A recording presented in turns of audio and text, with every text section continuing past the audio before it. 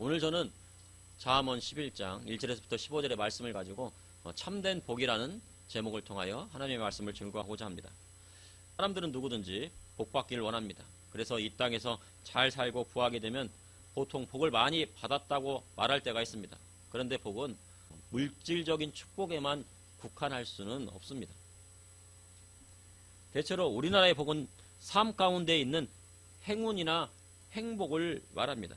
그래서 우리나라 사람들은 좋은 꿈을 꾸면 복권을 사거나 좋은 일이 올 것이라고 믿기도 합니다. 하지만 성경이 말하는 복은 기복적인 신앙을 말하는 것이 아닙니다. 기독교의 복은 하나님께서 주시는 복을 말합니다. 그래서 신앙인으로 하늘에서 오는 복 받기 위해서는 하나님의 말씀 안에 거해야 하는 것입니다. 이는 성령으로 거듭나 중생을 체험하고 하나님 말씀 안에 거하는 신앙생활을 해야 한다는 것입니다. 사람 중에는 때론 다른 사람은 다 복 받는데 왜 나만 복을 못 받고 있을까 고민하기도 합니다. 그리고 다른 사람과 비교해서 무엇이 부족한지, 내가 왜 복을 못 받는지를 찾아보려고 합니다. 그럼 복은 우연히 오는 것일까요? 아니면 그 사람이 만들어가는 것일까요? 어찌 보면 복은 우연히 오는 것처럼 생각될 수도 있고 그 사람이 복받을 만한 행위를 했기 때문이라 생각할 수도 있습니다. 오늘 본문 잠언 11장의 말씀을 통해 하나님이 주시는 지혜는 무엇이고 이를 통해 참된 복을 받는 법은 무엇인지 여러분과 함께 나누고자 합니다. 첫째, 참된 복은 하나님이 주시는 지혜에서 옵니다. 잠언 11장 1절에 속이는 저울은 여호와께서 미워하시나 공평한 추는 그가 기뻐하시느니라.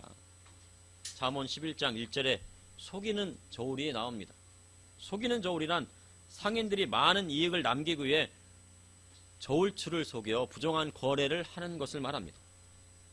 그런데 우리나라 사람들의 잘못된 습성 중에 하나가 남을 속이는 것입니다. 그리고 우리나라 사람처럼 남을 사기치는 사람들이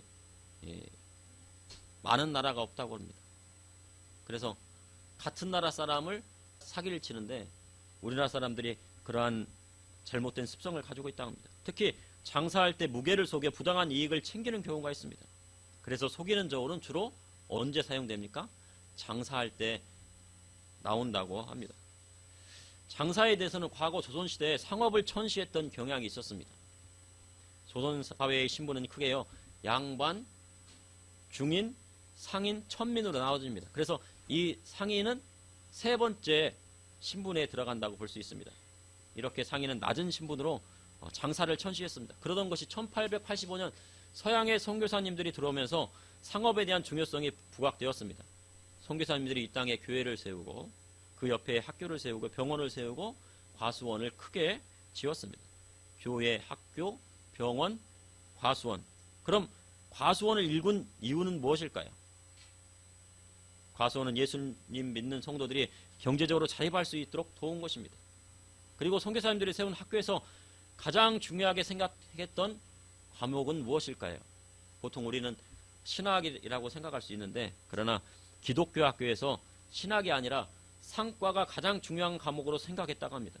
이는 상업을 통해 경제적인 부흥을 일으키기 위함이었습니다. 성경에 보면 장사하는 것은 주님의 뜻입니다.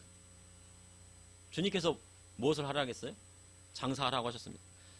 달란트의 비유를 보면요, 장사를 통해 이문을 남긴 사람은 칭찬을 받고 한 달란트를 땅에 묻어둔 사람은 있는 것까지 빼앗기게 되었습니다. 그래서 주님 뜻은 무엇입니까? 장사를 하는 것입니다.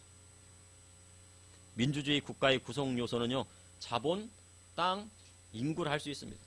자본과 땅과 사람이 있어야 자본주의가 나오고 민주주의가 나오는 것입니다. 그리고 진정한 민주주의는 경제적인 부흥이 있을 때 이루어진다고 사회학자들은 말했습니다. 그래서 기독교가 있는 곳은 항상 무엇이 따라가요? 경제적인 부흥이 오게 됩니다. 그래서 선교사님들이 교회, 학교, 병원 그 옆에다 뭐를 지었습니까? 과수원을 지었던 것도 바로 경제적인 이유에서였습니다. 그럼 어떻게 장사해야 할까요? 믿음의 성도는 속이는 저울을 절대 사용해서는 안 됩니다. 만약 내가 속이는 저울을 사용하여 많은 이물을 남겨 교회에 헌금하겠다고 하면 하나님께서 그 헌금을 받으실까요? 받으시지 않으실까요? 분명한 것은요, 속이는 저울은 여호와께서 미워하신다고 말씀하셨습니다. 어떤 사람들은 바구니 바꿔치기를 통해 무게를 속인다고 합니다. 바구니를 조금 무거운 것을 갈아 끼워가지고요, 거기에 있는 내용물들은 가볍게 하고 바구니를 무겁게 합니다. 그래서 부당한 이익을 챙긴다고도 합니다. 그리고 원산지를 바꾸기도 합니다. 농산물은 국산이 비싸고 외국산은 싸니 외국산을 국산으로 둔갑시켜 장사하기도 합니다. 그런데 그러한 것은 하나님께서 싫어하시는 것입니다. 남을 속이면 단기간에 돈을 버는 것 같습니다. 그러나 시간이 지날수록 밑빠진 독에 물 붓듯이 사업이 망하고 마는 것입니다. 그렇게 잠언은 공평한 추는 하나님께서 기뻐하신다고 말씀하셨습니다. 그래서 믿음의 성도는 자신에게 손해가 오는 것처럼 느껴져도 공평한 추를 사용할 때 하나님께서 그를 기뻐하시고 사업장에 복을 주시는 것입니다. 잠언 11장 2절에 교만이 오면 욕도 오거니와 겸손한 자에게는 지혜가 있느니라. 자신이 장사해서 잘 살고 사업가로 성공하게 되면 모든 것이 자신의 힘으로 된 줄 알고 교만해질 때가 있습니다. 특별히 믿음의 성도는요, 자신이 높아질 때 더 주의해야 합니다. 만약 자신이 높은 자리에 올라갔다고 생각하면 그때 겸손하실 수 있으시겠습니까? 저는 높은 자리에 올라가면은 아마 교만해질 것 같습니다. 어깨가 이렇게 힘이 들어가고. 그래서 차라리 높은 자리에 올라가지 않는 것이 낫겠다라는 생각도 들어갑니다. 제 자신을 잘 알기 때문에.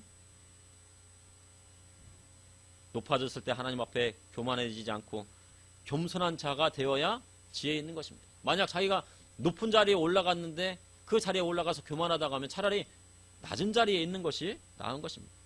사장님이 되어 직원들을요, 종처럼 부리고 교만해지면 욕이 오기 마련입니다.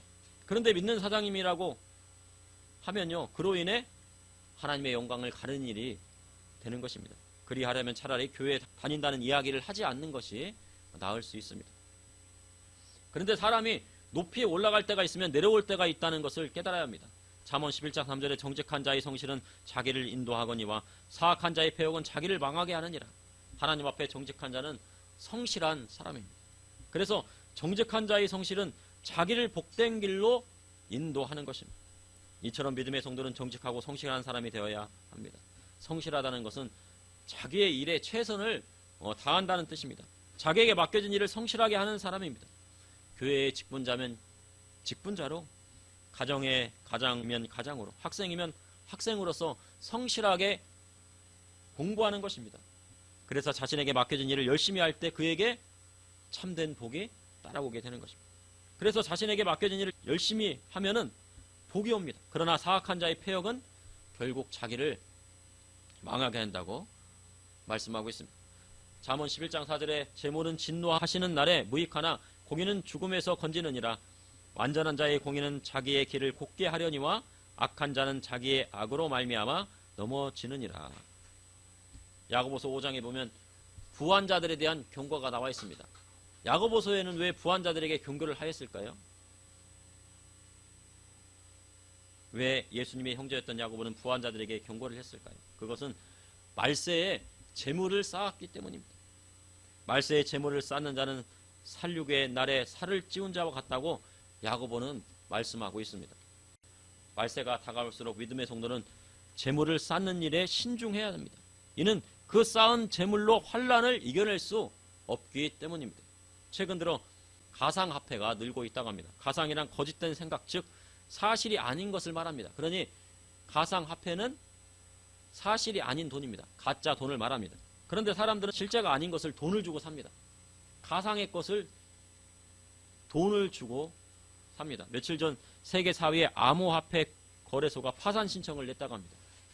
이는 파산할 뿐만 아니라 고객의 돈에 손을 댔다는 의혹까지 나오고 있습니다. 원래 원금이나 고객의 돈은 절대로 손을 대지 말아야 되는데 이 고객의 돈에 손을 댔다고 하는 의혹도 있는 것입니다. 그래서 지금 수사에 들어갔다고 합니다.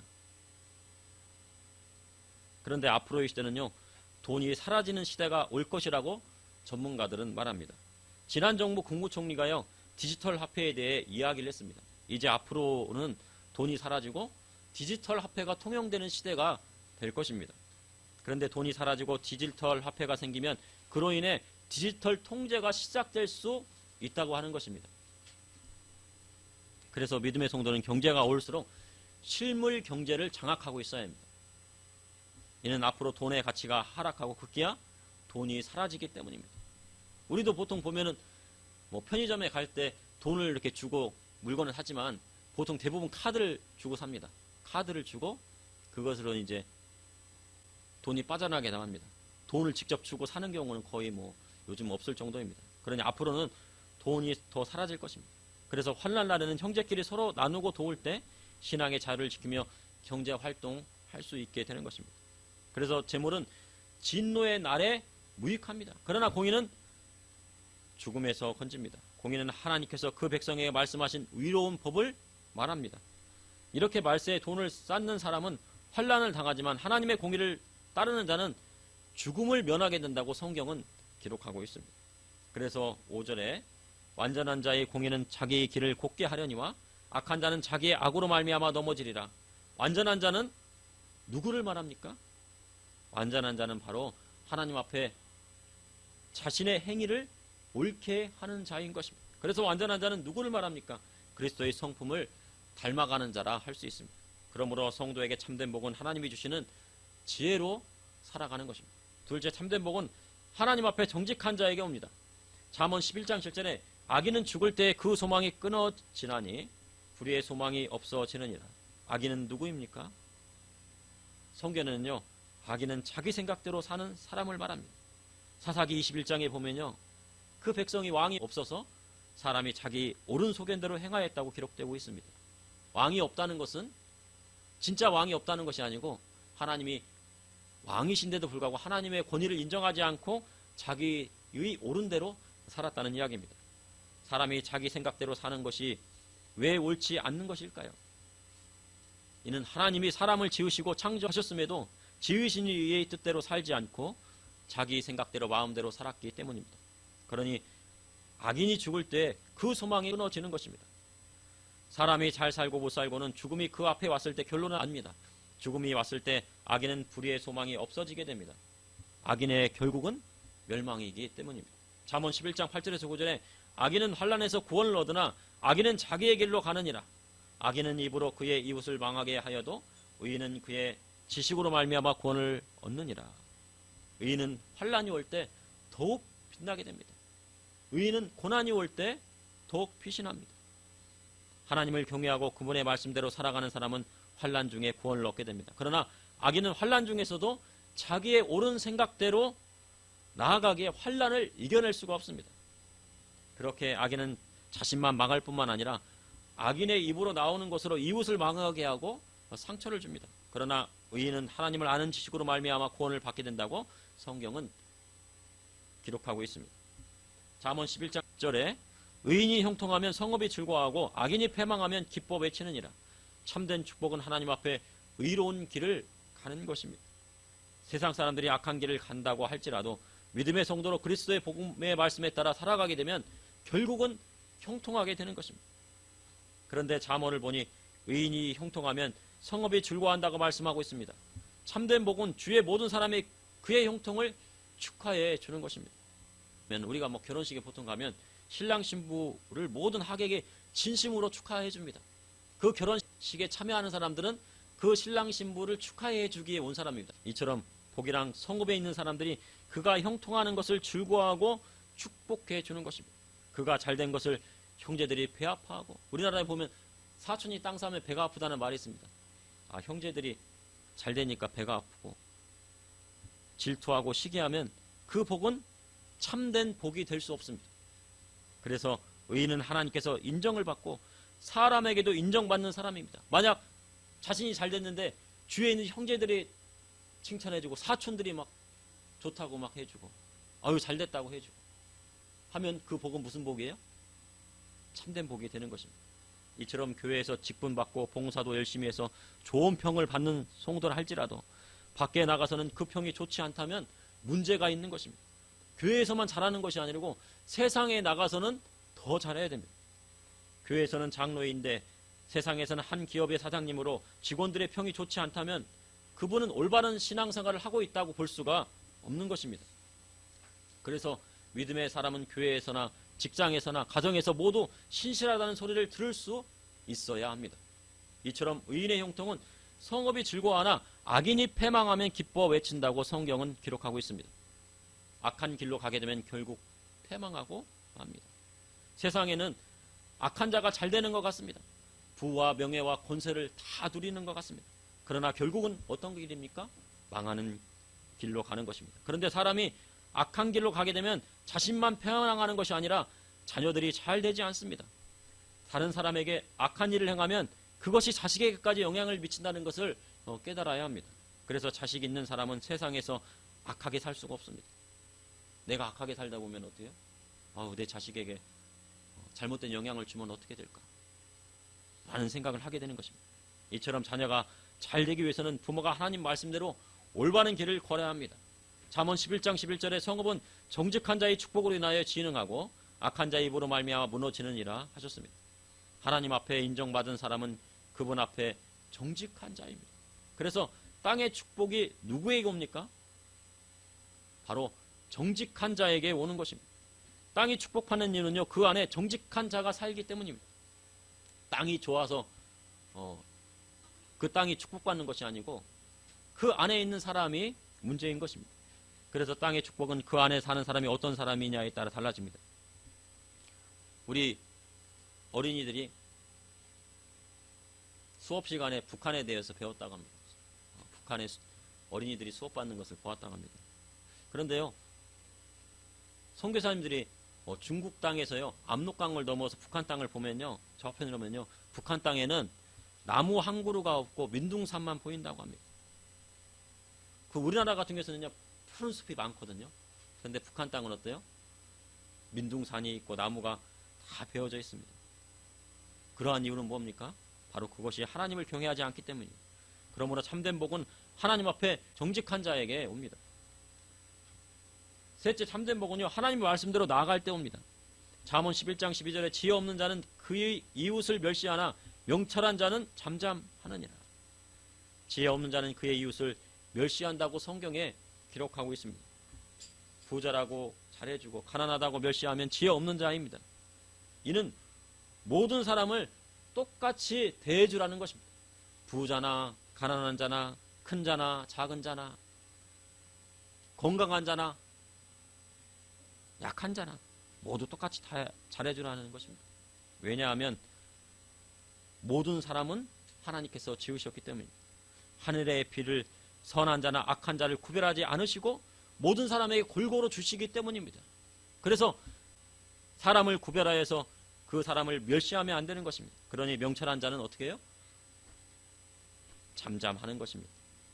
잠언 11장 13절에 두루 다니며 한담하는 자는 남의 비밀을 누설하나 마음이 신실한 자는 그런 것을 숨기느니라.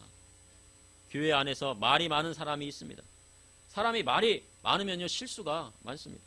자신이 의도하지 않았다고 해도 말이 많으면 실수하기 마련입니다. 그래서 교회 안에서는 무엇보다 불필요한 말을 줄여야 합니다. 두루다니며 한담하는 자에서 한담이란 히브리어 라킬로 부지런히 무엇을 행하다라는 그런 뜻입니다.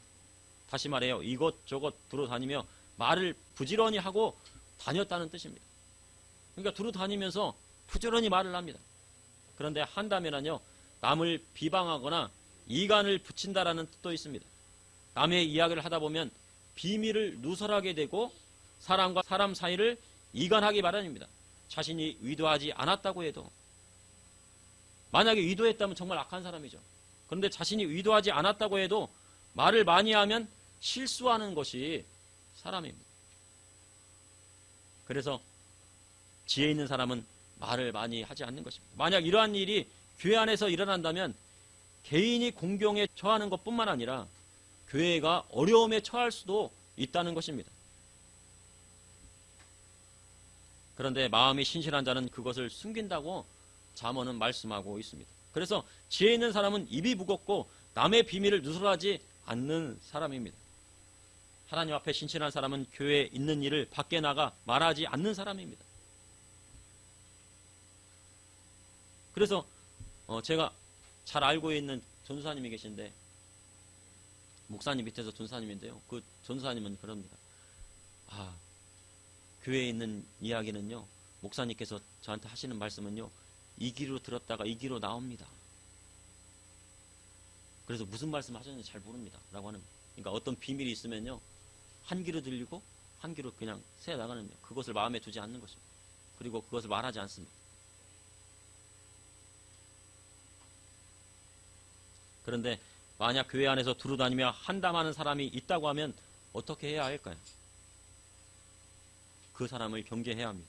그리고 자신의 속마음을 드러내서는 안 됩니다. 왜냐하면 두루 다니며 한담하는 사람은 그것이 습관이기 때문입니다. 말을 많이 하는 것은 왜 그러는 거예요? 그 마음이 악한 마음이 있어서가 아니고요, 습관적으로 말을 많이 하기 때문에 그 입을 멈출 수가 없습니다. 그러니 입을 멈출 수가 없으면 그 말에 뭐가 있어요? 실수가 있는 것입니다. 자기가 의도하지 않았더라도 실수가 나오게 되는 것입니다. 그래서 교회 오면요, 세상 이야기 하지 말고 다른 이야기 하지 말고 하나님 말씀 듣고 기도하고 찬양하는데 더 집중해야 되는 것입니다. 우리가 성도의 교제라고 해서, 성도의 교제도 코이노니아도 좋습니다. 근데 코이노니아도 너무 많이 하게 되면요, 나중에는 무슨 말을 하고요? 세상 말을 하게 됩니다. 그래서 서로 상처를 주게 되는 것입니다. 그래서 되도록이면 교회 오면 다른 이야기 하지 않고 기도하고 말씀 보고 찬양하고 예배하는 데 집중해야 됩니다. 잠언 11장 14절에 지략이 없으면 백성이 망하여도 지략이 많으면 평안을 누르느니라. 지략이란 어떤 일을 해결하는 능숙한 계략이라 할 수 있습니다. 지략이란 지혜로운 통치를 말합니다. 한 나라의 통치자가 지략이 있어야 합니다. 지략이 없으면 그 백성은 망하게 되고 지략이 많으면 평안을 누리게 된다고 성경은 기록하고 있습니다. 지금 우리나라에도요, 이곳저곳에서 계속 파업을 하고 있습니다. 나라의 국가의 근간을 흔드는 정도라고 합니다. 그래서 어떤 주유소에서는 지금 뭐 기름이 없다고도 하는데요. 지금 어려울 때입니다. 경제가요 상당히 어렵습니다. 미국의 금리가 지금 뭐 5%를 간다, 뭐 지금 4%지만 5%를 간다, 고금리 시대고, 그 다음에 환율은 계속 올라가고, 수출은 안 되고, 적자는 계속 되는데, 어려운데, 그에 따라 나라의 지도자는 어떤 지략을 낼 것인가? 지략이 없으면 어떻게 해요? 그 백성이 망하게 되고, 지략이 많으면 평안을 누리게 된다고 성경은 기록하고 있는 것입니다. 그런데 그 지략은 누가 주시는 거예요? 하나님이 주시는 것입니다. 지혜로운 통치자라면 누구한테 무릎을 꿇습니까?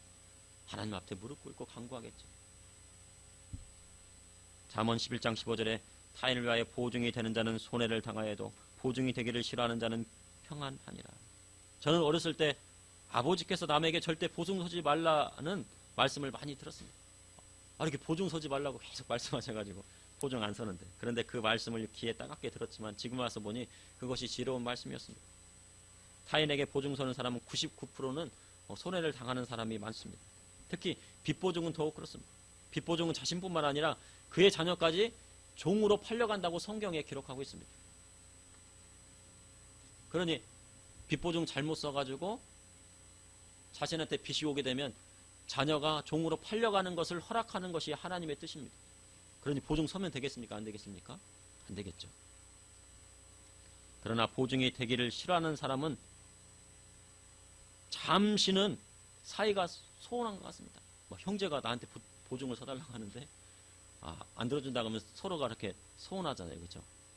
서운하기도 하고. 근데 나중에는 어떻게 해요? 그 가운데 평안이 있는 것입니다. 만약에 보증을 서달라고 하면요, 자기의 있는 돈 중에서 그냥 이렇게 주십시오. 주고, 저는 이거밖에 없어요. 그러니까 이거 받아서 생활하시고 안 갚아도 됩니다. 근데 보증은 설 수 없습니다. 이렇게 하는 것이 지혜롭습니다. 그런데 우리를 위하여 이렇게 어려운 보증을 서신 분이 계십니다. 누구세요? 바로 나오시네요. 그분이 바로 우리 구주 예수 그리스도십니다. 주님은 우리를 위하여 보증을 서시고요, 그 대가를 혹독하게 치르셨습니다. 하나님 앞에 예수님이 보증을 서니까 어떻게 해요? 아까 말씀드렸죠. 보증을 서면 어떻게 된다고요? 그 자녀가 종으로 팔려가는 것을 허락하신다고 그랬죠. 예수님께서 뭘로 팔려갔어요? 얼마에 팔려갔어요? 은 30에 팔려갔죠. 은 30에 팔려갔는데 그 은 30이 어디에 쓰였습니까? 가룟 유다가 와가지고요, 양심이 있어가지고 30을 가져가가지고 그 대제사장의 성전에 갖다가 도로 줬습니다. 근데 대제사장들이 그걸 받았습니까? 안 받았습니까? 아, 이것은 핏값이다. 그래도 양심은 있었나 봐요. 예수님을 십자가에 못 박은 이 대제사장이 양심은 있었나 봐요. 그 30을 받을 수는 없다. 핏값이니까. 그래서 나그네의 묘지를 삼는 땅을 삽니다. 예수님의 핏값, 바로 예수님의 몸값이 30인데, 은 30인데 그 30이 어디에 쓰였습니까? 바로 나그네들이 누울 자리가 없으니까요. 그 공동묘지로 사가지고 삼은 것입니다. 마지막까지 예수님께서 모든 것을 다 주셨습니다. 주님, 우리 죄로 십자가에 달리셨지만 3일 만에 부활하시고 부활의 첫 열매가 되셨습니다. 그로 인해 우리가 갚아야 할 모든 죄값을 주님께서 다 치르셨습니다. 그래서 죽을 수밖에 없는 자가 하나님의 자녀가 되었고 하나님 나라의 유업을 상속받는 상속자가 되었습니다. 그러니 그 은혜가 큰 것입니다. 그러므로 참된 복은 그리스도의 복음의 말씀대로 나아갈 때 오는 것입니다. 사람들은 복 받기 위해 이곳저곳을 다녀다닙니다. 아, 어느 곳에 가면 복을 받을까?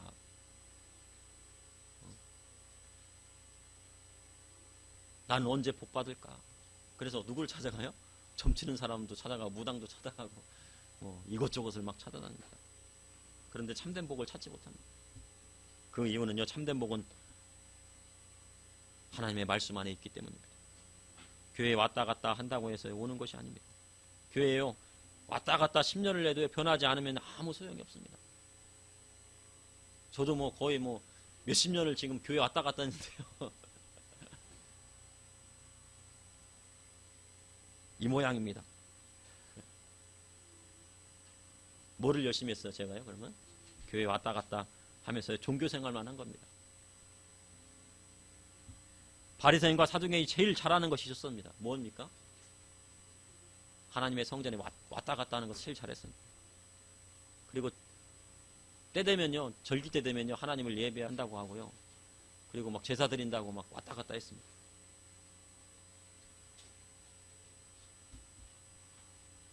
참된 복, 왜 왔다 갔다 한다고 해서 잘 되는 것이 아닙니다.